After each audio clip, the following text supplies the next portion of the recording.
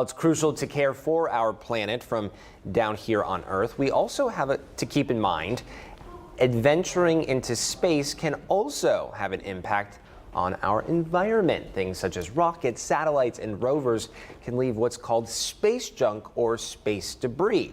Joining me live in studio this morning to explain more is physics professor at Prairie View A&M, Dr. Saganti. Good morning. Thank you so much for coming in. Good morning. Thank you very much for having me. You know, it was just, I think, last week, it made headlines. An object fell through the roof of a home in Florida. And at first, it was thought to be space debris. Come to find out, it was some sort of apparatus from the ISS, a battery pack or something. That's right. But this is it's a growing. It's just a problem that we're seeing.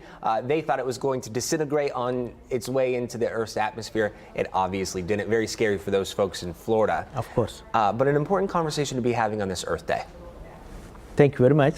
That is an important one, that what we have noticed and what we have seen. And yeah, with the growing number of satellites in orbit, how can we minimize space junk to ensure a cleaner orbital environment? well, we have a lot of things in space. And if you think just about the satellites that we have there, they can be anywhere between 25 to 30,000, depending on the time that we're talking about. Yeah. And every day we have few of them, and maybe close to 1,000 of them go above our space here right now. That is our current status here. And we're going to have more and more these satellites coming in as well. We do have a lot of junk there. Yeah. Before, we had only few pieces there. And right now, the space debris, whatever the space junk you're calling, it will go up to 200 million pieces. My goodness. There are small pieces, there are big pieces too. Yeah. And then we got to avoid all these things so that we can have a space operation successfully in a safe environment. So people have to design their spacecraft to be navigating through these parts there. Small debris are very dangerous because they possess the higher velocity there. And these things, when they impact some of these spacecrafts, they can cause major damages there. Even for the space shuttle program, we have to avoid all those things and work on that one. How to mitigate these things is going to be a bigger challenge. Yeah, and a big question for sure. Dr. Saganti, what innovative solutions are being explored to prevent collisions from debris? If we have all these constellations in plants right now, just from one constellation alone, we have close to 6,000 spacecrafts there. And they want to go all the way up to 40,000 in near future. Wow. They all going to have the higher probability of mitigating through these space debris so far. So what they do is they have their own navigation system that can avoid these things and change their altitude higher and lower, depending on how we can avoid that one.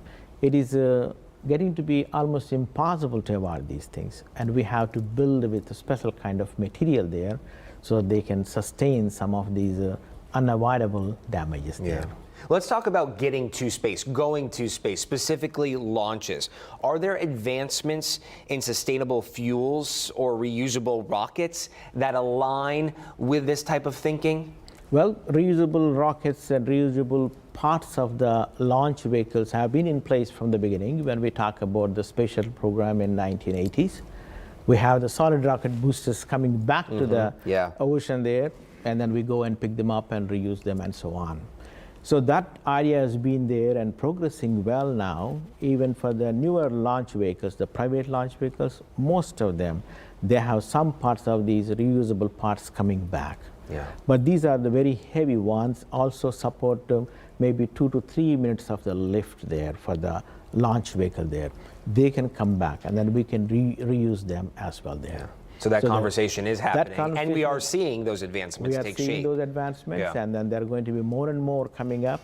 And when we launch heavier vehicles, we have a lot more things that we can need to bring back. And that's why the reusable launch vehicles is a great concept and it's been going on, and people have been implementing those things already. More people are talking about space tourism. This is gaining traction, popularity. How can we strike a balance between, exploring the cosmos, but also being conscious about our environment? Well, space tourism has been a fascinating thing. We have our first space tourist from United States in 2001 through Russia going to the Mir station. Wanted to go to Mir station, but ended up in a space station there. And between 2001 and 2020, we have several people who went there. And the norm right now is a billionaire space race. Yeah. Everybody wants to go there. They're spending a lot of money too. And then from Houston, we have a company that can take people into space and bring them back too. And then we have all those opportunities there. How do we navigate in a way that we want to see that we don't create more junk in the space and more environmental concerns there? If we happen to have too many launches from one particular location so many times, every time a launch vehicle is going to be launched, there is going to be a lot more other fuel environment concerns there. So maybe they can navigate those things to spread over these launches around the world in a different way. Yeah. And that is one thing that we can control. But most of the space tourism right now is going to be limited to the low Earth orbit, a very, very low area there. And they're going to be there 10, 15 minutes and come back. And that's what we are seeing, those things, and that may happen. But if you really want to go to the space station, that is possible through private companies. And what we do, what we gain is also important in terms of the scientific accomplishments. And if there is scientific accomplishment, certainly we want to encourage that one. That's what NASA has been doing. That's what others are trying to do as well. Yeah, it's all very exciting, but being aware is pivotal in this exploration. It is very, very important. Yeah, we so much appreciate your time, Dr. Saganti. Thank you for coming in this morning. We do appreciate it.